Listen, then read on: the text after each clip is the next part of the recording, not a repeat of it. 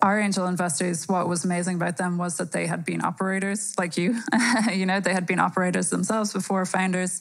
And so in that way, they could contribute more than just money. They really contributed a lot in terms of network, in terms of skill themselves. And it was really beneficial for us.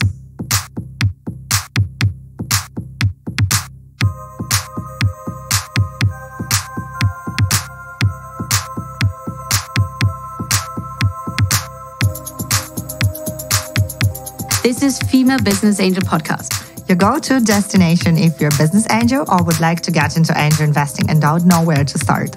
Or if you just want to find out how we tick.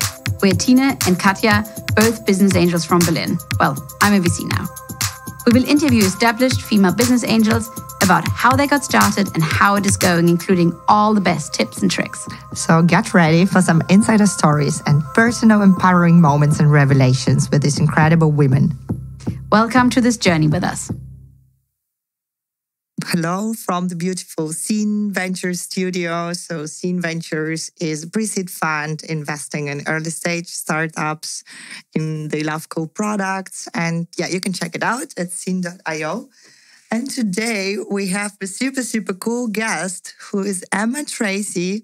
She's a former co-founder and CMO of Honeypot. She's currently a venture scout for Peak Capital, venture fund focusing on B2B SaaS. And she has some plans for the future as well.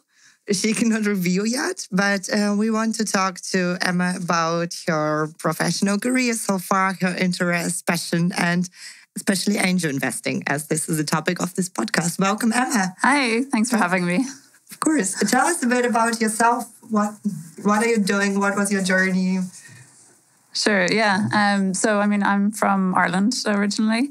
I moved to Berlin about 7 years ago after a career in journalism and also founding a communications agency prior to moving to Berlin.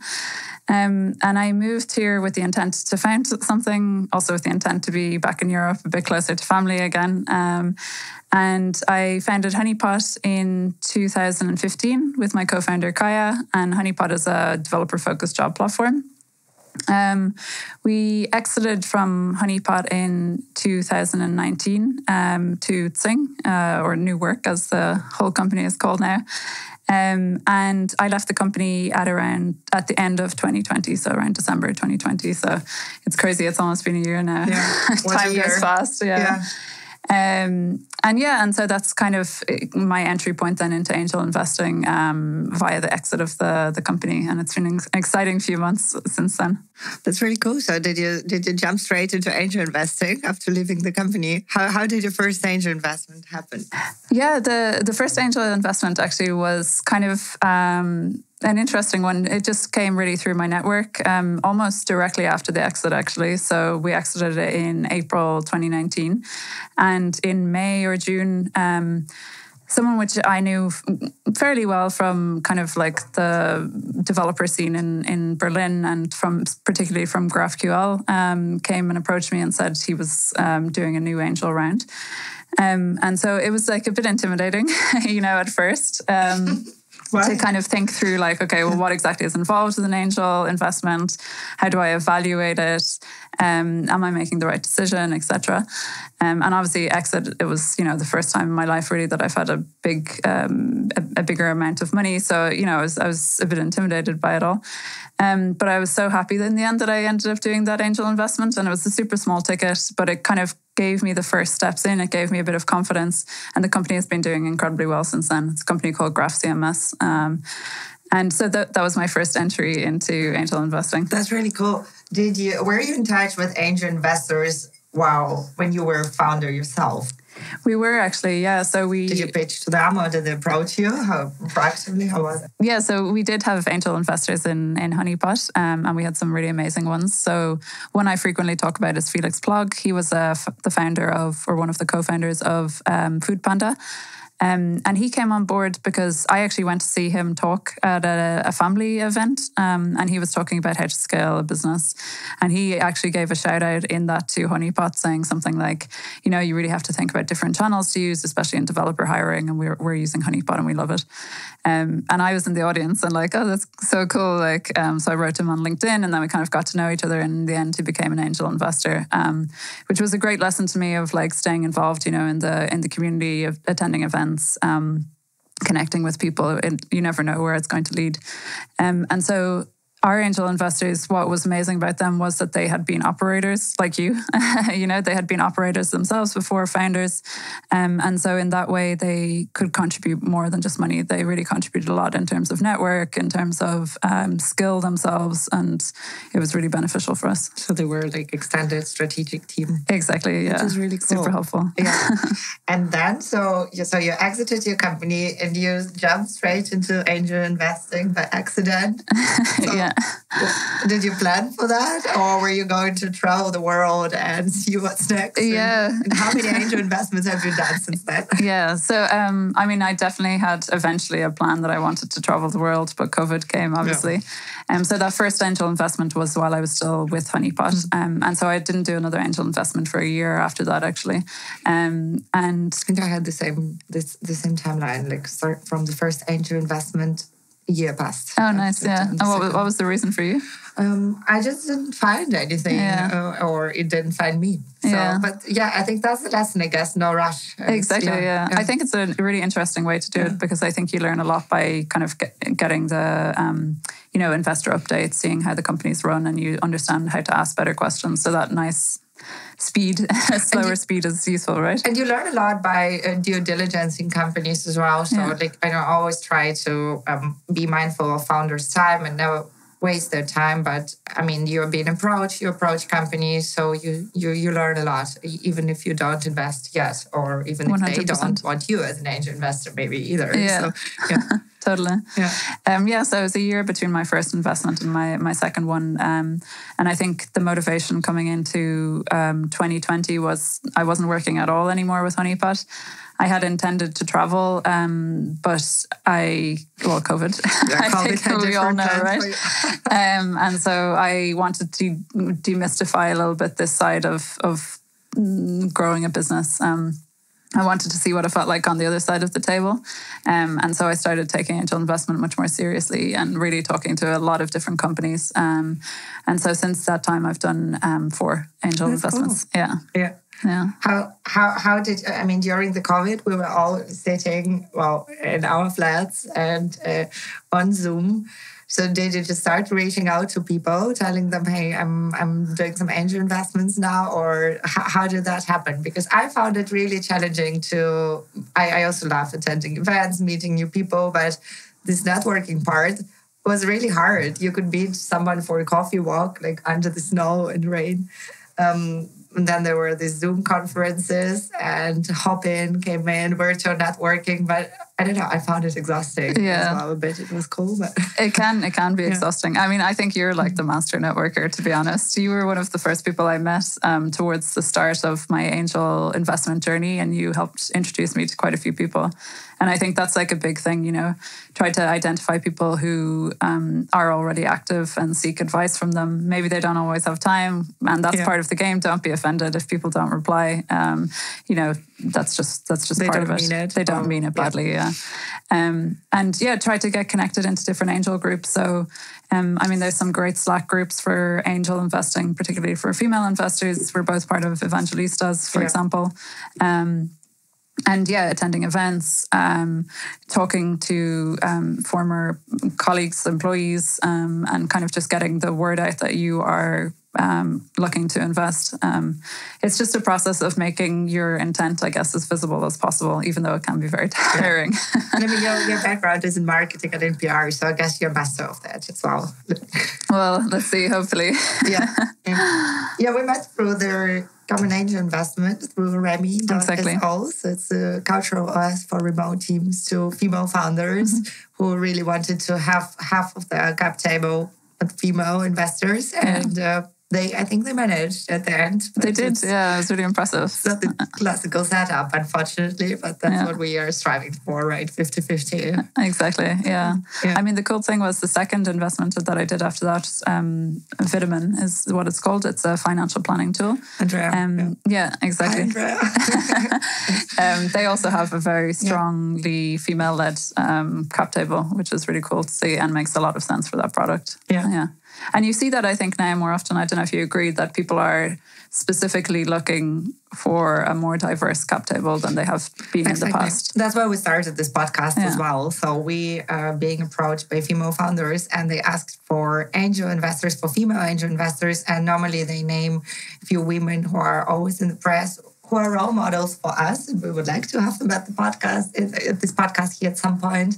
But also, if you're just one person, you cannot be on the cap table of all female founders. You cannot physically, even if you had money for that, you just can't go to, 20 notary meetings. Exactly. per week. And also, as an angel investor, you have to understand a bit the topic. What the startup is building, you have to relate yourself to. You have to get along with the people. We are all different.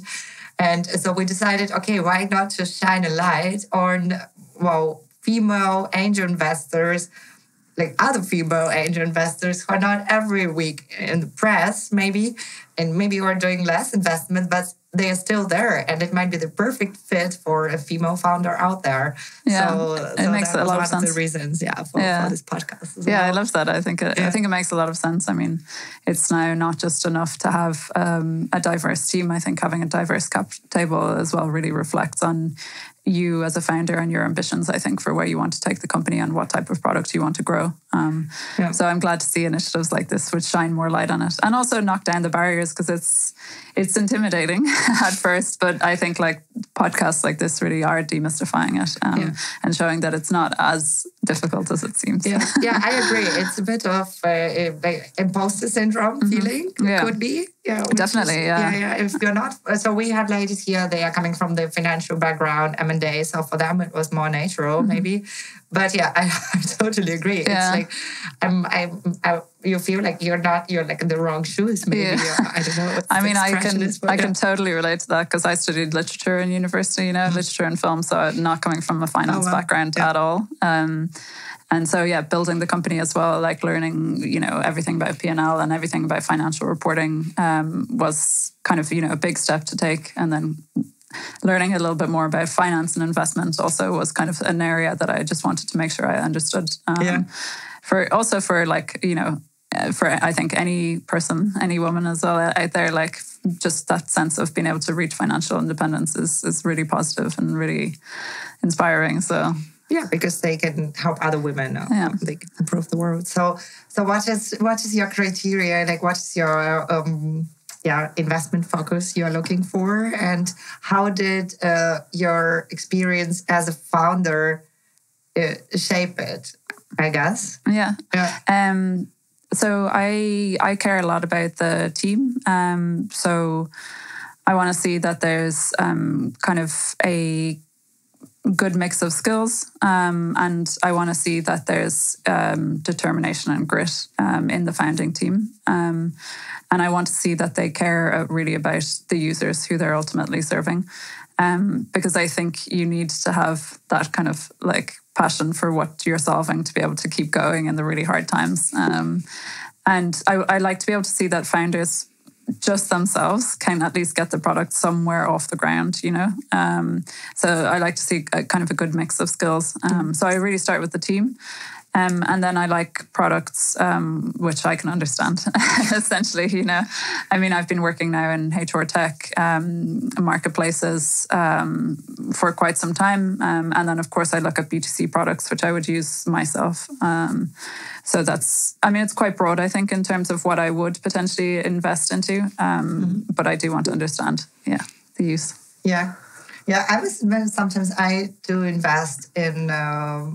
in startups, so I have to understand them. But something where I'm not that experienced at, but I could learn.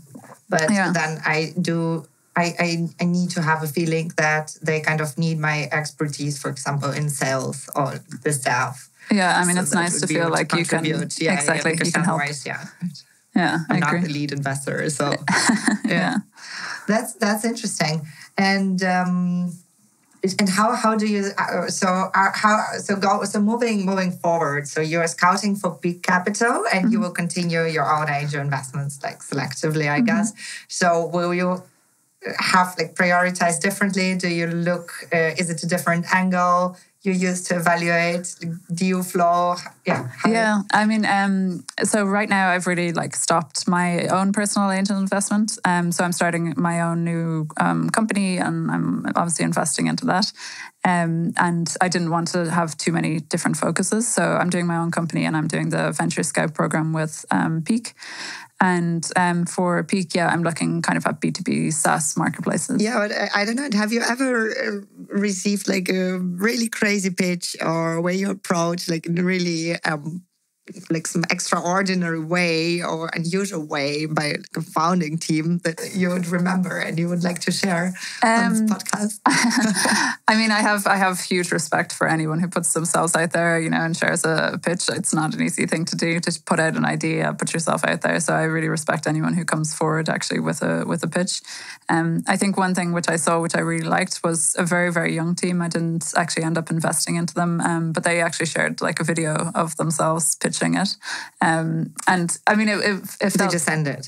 And they sent it, yeah. And some parts of it felt a little bit like kind of a bit unprofessional, but in a charming way, and it did make me remember them, and it did make me reflect, and I remember their products still, and I like connected with them on LinkedIn and things like that, and so that was nice, and it was memorable. But as I said, like even if it is kind of an idea which I would find crazy or like wild or whatever, I still have huge massive respect for anyone who does it, because it's such a hard thing to do, to put yourself out there and have an idea. Did you have to be in that role, or did you bootstrap it? Did you have like clients and paying clients from the beginning, so you were kind of growing organically and you didn't have to do many pitches and in kind of investor relations?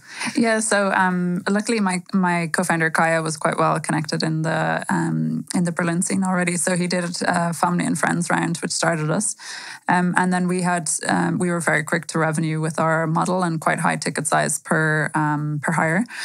We did go out and look for VC, but in the end it didn't end up happening for a variety of reasons. And I think timing was probably a big one of those. And that experience, that was tough, like that was one of those things where we said, okay, like we're really going to have to now focus and just make this company so appealing that it's impossible to say no. And we did do that after about 6 months from the time that a VC said no to us. We actually ended up kind of signing with these angels, and then about 12 or 18 months after that, we ended up exiting the company. Yeah, so that was really quick. Yeah, from like a very low point to a high point, and but so I know the feeling of rejection. I know like how tough it can be, and fundraising, I think for any first-time founders is something which is like a full-time job. And I think the best angels like really take that into account and aren't over demanding about the time that they're taking away from founders. Yeah. What advice would you give to the first-time founders? How much time should they spend into trying to raise a round from the VCs? Like how many weeks or months? When should they just maybe give up and do a different strategy? Yeah. What would you recommend? I mean, I guess it really depends on which round and stuff they're going for. I think it's really, really great to start with an angel round because it tends to be less intensive, and also you can kind of account for the skills which you don't have as strongly represented within your team. And so if you don't have someone who comes from an investment or a finance background, definitely try to get an angel that does come from that.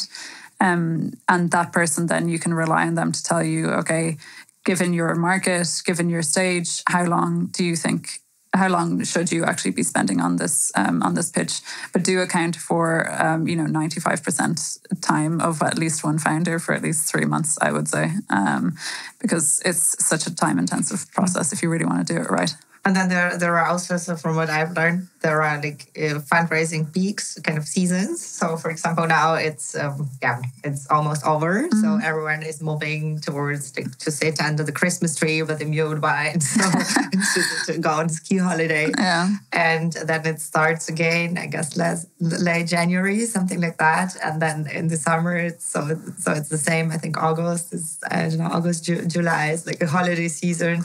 So it's kind of from, I don't know, would you agree? It's like January to July, and then maybe, I don't know, September to like December, which is like a very hot phase. I think so, yeah. And it's probably good to plan your time around that and your holidays. yeah, totally. Yeah, you also need holidays as a founder. That's important. Yeah. Although I wish I had have told my younger self that. You did not take holidays. Not for the first few years of Honeypot, no. Yeah. But that was an amazing ride, I guess. Yeah, it was. I mean, I loved it, and I loved the team there. So, worth it. Yeah, I like the approach of trying to figure out what is the skill set you don't have in the founding team or in the early team at your startup, and try to win angels with the skill set. And if you cannot get them angel invest, I think another strategy would be to get them on your advisory board. Totally, yeah. Right? As an advisor, or Yeah, have you done that? Are you on an advisory board? So I've done that, and I've seen that as well. So, but that's my recommendation to that's great. To the founders. I mean, I'm new to that, and I'm learning so much. I think I have a feeling that I'm learning more than people learn from me. But again, so it's fascinating, and very passionate about it. And I think you should look at it holistically. And it's like, okay, because I've seen so many pitch decks, and then you see, okay, you have like these 3 people or 2 people co-founding the company, but then you have these advisors and these angels supporting the cause. And if you know one of the advisors and of the angels, it builds trust, and you can get some references, and maybe you worked with one of the advisors together. Yeah. So I had that in one company, for example. Oh, cool. And then I just called him, and that's perfect. Yeah. So that's actually a really good tip, I think, for founders then to think like that as well. Yeah. So it gives you like more credibility maybe, and also if you get on board more experienced people or people who've done that before. Yeah, for sure. Yeah, we actually at Honeypot had 3 quite senior developers also involved in the open source community on our advisory board. And that was, so useful for us in terms of building credibility in the developer community. Yeah. What would you say, like from the founder's perspective and now from the investor's perspective, what's the right cadence to kind of meet your angel investors or advisors? Is it like once per quarter, or I don't know, is there a good frequency to kind of, get them involved, but not too much? Maybe? Yeah. I mean, our angel investors were great because they were so hands-off, I think, and they were there when we needed them, so like one kind of came in and really helped us with a strategic project and actually stayed in the company and worked in the company with us for that amount of time and really ingrained himself, which was really cool. And it was really interesting. He became so much more effective then in his advice in the future. One came in and literally helped for about 20 minutes to just craft the kind of the wording and the story around the vision, which was unbelievably valuable as well.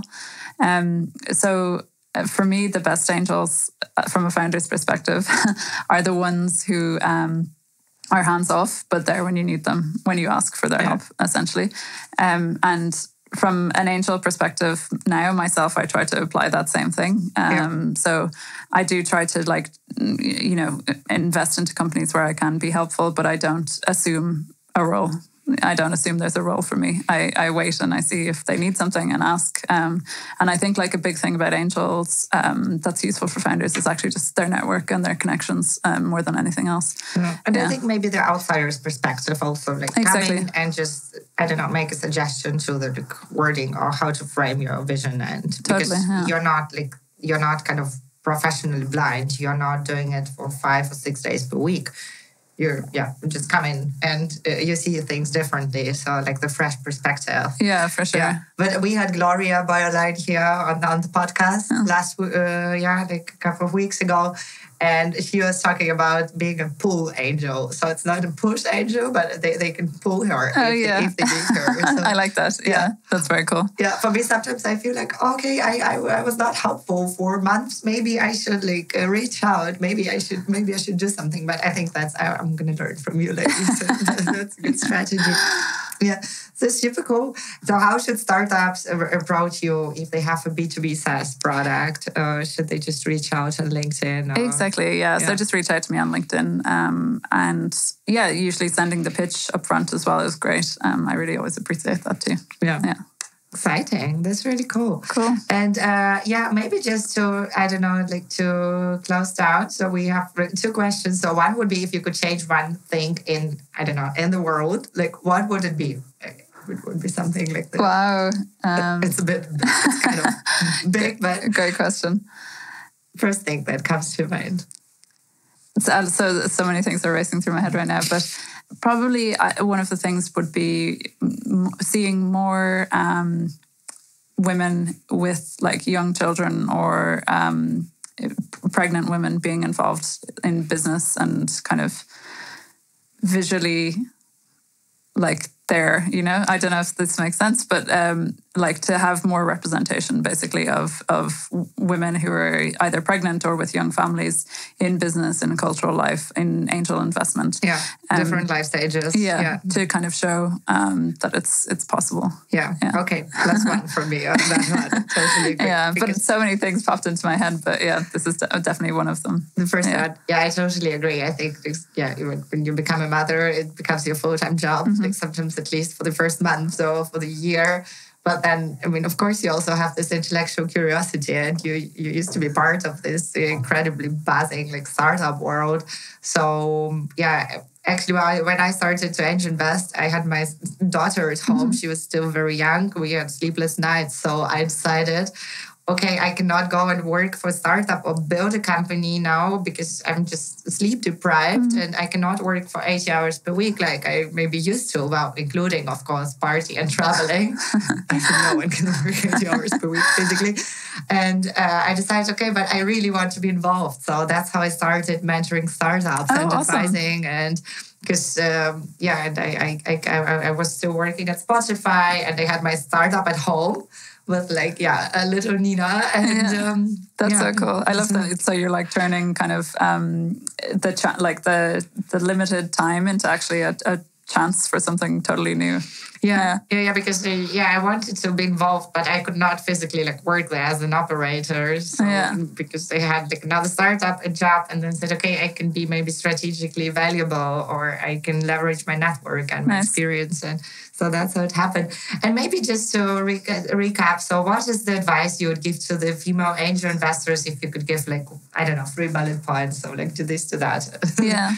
So, I think the first one is network. So, get to know people who are already doing this, get to know founders, and just get involved, go to events, do whatever it takes just to get to know people, and don't underestimate how amazing it is to kind of build up your network.